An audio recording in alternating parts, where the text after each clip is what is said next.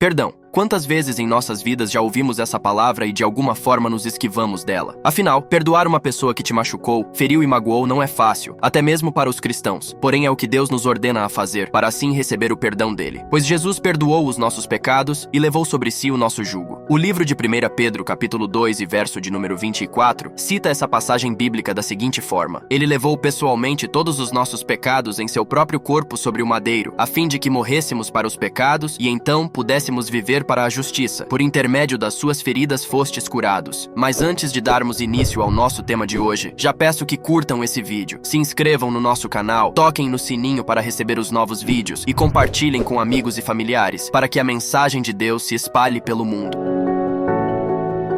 Se perdoar fosse um ato fácil de se fazer, provavelmente a própria palavra de Deus escrita nas Escrituras Sagradas não nos aconselharia tantas vezes a praticar o perdão. Inclusive, como dito anteriormente, o Senhor Jesus deu esse exemplo. Deus nos mostra que praticar o perdão é essencial para o nosso crescimento integral. Isto é, para termos uma vida espiritual, emocional e relacional saudável, precisamos exercer o perdão que agrada a Deus. Vejamos agora os exemplos de perdão na Bíblia, que com certeza vai te edificar. O filho pródigo é uma parábola contada por Jesus para explicar uma situação de perdão de um pai para com seu filho. Essa parábola conta a história de um pai amoroso que recebe de volta seu filho que desperdiçou tudo o que tinha quando decidiu ir para longe de casa. O pai generosamente perdoou tudo e recebeu de volta seu filho de braços abertos, sem nenhuma punição. Ela é revelada no livro de Lucas, capítulo 15, e versos de número 11 ao 32, que diz o seguinte: Jesus continuou: Um homem tinha 2 filhos. O mais novo disse ao seu pai: Pai, quero a minha parte da herança. Assim, ele repartiu sua propriedade entre eles. Não muito tempo depois, o filho mais novo reuniu tudo o que tinha e foi para uma região distante, e lá desperdiçou os seus bens vivendo irresponsavelmente. Depois de ter gasto tudo, houve uma grande fome em toda aquela região, e ele começou a passar necessidade. Por isso foi empregar-se com um dos cidadãos daquela região, que o mandou para o seu campo a fim de cuidar de porcos. Ele desejava encher o estômago com as vagens de alfarrobeira que os porcos comiam, mas ninguém lhe dava nada. Caindo em si, ele disse: Quantos empregados de meu pai têm comida de sobra, e eu aqui, morrendo de fome? Eu me porei a caminho e voltarei para meu pai, e lhe direi: Pai, pequei contra o céu e contra ti. Não sou mais digno de ser chamado teu filho, trata-me como um dos teus empregados. A seguir levantou-se e foi para seu pai. Estando ainda longe, seu pai o viu e, cheio de compaixão, correu para seu filho e o abraçou e beijou. O filho lhe disse: Pai, pequei contra o céu e contra ti. Não sou mais digno de ser chamado teu filho. Mas o pai disse aos seus servos: Depressa, tragam a melhor roupa e vistam nele. Coloquem um anel em seu dedo e calçados em seus pés. Tragam um novilho gordo e matem-no. Vamos fazer uma festa e comemorar. Pois este meu filho estava morto e voltou à vida. Estava perdido e foi achado. E começaram a festejar. Enquanto isso, o filho mais velho estava no campo. Quando se aproximou da casa, ouviu a música e a dança. Então chamou um dos servos e perguntou-lhe o que estava acontecendo. Este lhe respondeu: Seu irmão voltou e seu pai matou o novilho gordo, porque o recebeu de volta são e salvo. O filho mais velho encheu-se de ira e não quis entrar. Então seu pai saiu e insistiu com ele. Mas ele respondeu ao seu pai: Olha, todos esses anos tenho trabalhado como um escravo ao teu serviço e nunca desobedeci às tuas ordens. Mas tu nunca me deste nem um cabrito para eu festejar com os meus amigos. Mas quando volta para casa esse seu filho, que esbanjou os teus bens com as prostitutas, matas o novilho gordo para ele. Disse o pai: Meu filho, você está sempre comigo e tudo o que tenho é seu. Mas nós tínhamos que comemorar e alegrar-nos, porque este seu irmão estava morto e voltou à vida. Estava perdido e foi achado. O exemplo acima nos mostra o perdão magnífico e misericordioso de Deus. O pai terreno desta história narrada simboliza Deus, e esse filho que não teve juízo representa uma humanidade cega pelas coisas mundanas e que rejeita o amor do pai. Mas quando esse filho percebe que a decepção e a frustração que o mundo lhe trouxe consequências de uma enorme dor, ele se recorda da casa do pai, se humilha e se arrepende pedindo o perdão. E o seu pai o recebe de braços abertos e manda lhe servir o melhor banquete. Imagina Deus se alegrando com tua volta à casa dele. Pense nas coisas boas que ele tem preparado para você. Jesus e Pedro. Pedro teve um caminho complicado no período que andava com Jesus aprendendo com o mestre. Em certos momentos demonstrava tamanha fé e ousadia ao ponto de andar sobre as águas. E em outros momentos era um homem de pavio curto, a ponto de estourar a qualquer momento, como fez com um soldado, lhe cortando a orelha com uma espada. Na noite que Jesus foi preso e julgado, Pedro foi reconhecido em meio à multidão e interrogado se conhecia o mestre. Então ele negou Jesus por 3 vezes. Após a ressurreição de Jesus, ele se encontrou com Pedro na praia. Ao invés de condená-lo pela sua traição, Jesus o perdoou e o ofereceu uma nova chance de se reconciliar. Então, Jesus perguntou Pedro por 3 vezes se ele o amava, e nas 3 vezes a resposta foi afirmativa. Em seguida, Jesus o pede para apacentar suas ovelhas. Esse versículo bíblico que narra quando Pedro negou Jesus se encontra no livro de Mateus, capítulo 26 e versos de número 69 ao 75. Esse encontro de Jesus com Pedro nos mostra um perdão restaurador e nos ensina que aquele que amamos podem nos ferir. Porém, o amor de Deus deve falar mais alto. Mesmo que seja com quem nos traiu, falhou em algum momento. Devemos dar uma segunda chance às pessoas, afinal também cometemos erros. Estevão e seus perseguidores. Estevão foi perseguido por demonstrar a sua fé e o poder de Deus operando na sua vida. Ele foi acusado injustamente de blasfemar contra Deus e contra Moisés, e mesmo no momento da sua morte, a Bíblia nos revela que Estevão não murmurou, não se queixou, não ficou com raiva em nenhum momento. Muito pelo contrário, ele levantou os olhos para o céu e viu a glória de Deus, e Cristo em pé, à direita de Deus. Atos, capítulo 7, versos de números 54 ao 60, que nos revela o seguinte: E ouvindo eles isto, enfureciam-se em seus corações, e rangiam os dentes contra ele. Mas ele, estando cheio do Espírito Santo, fixando os olhos no céu, viu a glória de Deus, e Jesus que estava à direita de Deus, e disse: Eis que vejo os céus abertos, e o Filho do Homem que está em pé à mão direita de Deus. Mas eles gritaram com grande voz, taparam os seus ouvidos e arremeteram unânimes contra ele. E expulsando-o da cidade, o apedrejavam. E as testemunhas depuseram as suas capas aos pés de um jovem chamado Saulo, e apedrejaram a Estevão, que em invocação dizia: Senhor Jesus, recebe o meu espírito. E pondo-se de joelhos, clamou com grande voz: Senhor, não lhes imputes este pecado. E tendo dito isto, adormeceu. Um exemplo que talvez até mesmo os cristãos ativos na casa de Deus iriam dizer que seria difícil perdoar, ou que não perdoariam aquele que desejaria tirar a sua vida. Porém, não foi o que Estevão fez. Ele, em seus últimos momentos de vida, pediu que Deus os perdoasse daquela prática. Realmente, ele foi um dos grandes exemplos que a Bíblia nos revelou. Ele amou aqueles que o perseguiram, pois seu espírito estava em paz com Deus. Jesus e os seus assassinos. Jamais poderemos imaginar o sofrimento de Jesus em seu momento de crucificação. Embora fosse Deus, ele encarnou como homem e sentiu dores, aflições. E mesmo assim, ele perdoou aqueles que o crucificaram. O livro de Lucas, capítulo 23 e verso de número 34, que nos diz: E dizia Jesus: Pai, perdoa-lhes, porque não sabem o que fazem. E repartindo as suas vestes, lançaram sortes. Jesus é o nosso maior exemplo de perdão. A sua atitude generosa, ao perdoar e orar pelos seus opressores, nos ensina muito sobre o perdão incondicional. Somente dessa forma, podemos alcançar a verdadeira paz, embora não seja uma tarefa tão simples, porém extremamente necessária para a nossa evolução. José e os seus próprios irmãos, intrigas na família, revolta, vingança e traição. Essas palavras descrevem bem o ambiente familiar que José enfrentava. Após ter sido vendido como escravo pelos seus próprios irmãos e ter sido dado como morto ao seu pai, José viveu anos longe da família, numa terra inimiga. O livro de Gênesis, capítulo 37 e 45 e versos de números 1 ao 15, que foram divididas em algumas partes importantes que aconteceu com José. Da intriga com sua família, os sonhos de Jacó, o atentado dos irmãos com José, José é vendido como escravo por seus irmãos, e a tristeza de Jacó pensando que seu filho querido havia sido morto por um animal. Embora isso tudo tenha acontecido com José, mesmo tendo passado longos anos de muito sofrimento, José se reencontra com seus irmãos e num ato de atitude decide perdoá-los, mesmo quando teve a oportunidade de se vingar. É que José é diferente de muitas pessoas que passam longos sofrimentos, viu o propósito de Deus, viu que o Senhor tinha algo muito maior preparado para ele através do seu sofrimento. Me faz lembrar também o deserto que muitos cristãos descrevem estarem vivenciando. Porém, o deserto é só um preparatório para algo maior da parte de Deus. Que possamos seguir o exemplo de José, que humildemente perdoou os seus irmãos mesmo diante de toda a atrocidade que eles cometeram. A Bíblia não diz se algum dos filhos de Jacó teve compaixão do irmão no momento em que ele estava sendo vendido como escravo, mas ela é clara quando traz a revelação do perdão e amor de José com aqueles que tanto lhe fez cair em sofrimento. Diante de tantos exemplos trazidos aqui nesse vídeo, a pergunta é: como praticar o perdão? Muitos associam o perdão com o ato de esquecer o acontecido, porém não é. O perdão faz parte de um processo totalmente doloroso, em que é necessário mexer na ferida. Talvez por isso algumas pessoas preferem evitar tocar no assunto quando são questionadas a respeito disso. Perdoar dói, significa abrir mão, revirar a sua ferida, mas também é um ato necessário e libertador, principalmente na vida dos cristãos. Pois sem perdoar é impossível. Deus perdoa os nossos pecados. Expor o ferimento da alma e tratá-lo não é um ato confortável, mas crucial para que possamos alcançar a cura. Pedro, o discípulo de Jesus, uma vez fez uma pergunta interessante ao mestre: Senhor, quantas vezes devo perdoar se meu irmão pecar contra mim? Até 7 vezes? E Jesus responde: não lhe digo que até 7 vezes, mas até 70 vezes 7. Mateus capítulo 18 e versos de números 21 ao 23. Jesus quis dizer a Pedro e a todos nós que o perdão não se trata de um número de vezes em que devo perdoar a alguém, mas de atitude. Devemos perdoar quantas vezes forem necessárias. Agradeço a sua companhia até aqui. Que o Senhor Jesus abençoe tua família e compartilhem esse vídeo para que alcance mais pessoas. Não se esqueçam de tocar no sininho para receber as notificações de novos vídeos. Se não for inscrito, se inscreva aqui no canal. Dessa forma, o canal cresce e eu trago mais conteúdo. Comentem aqui embaixo o que acharam do tema de hoje e já deixem sugestões de temas para os próximos. Graça e paz, até logo!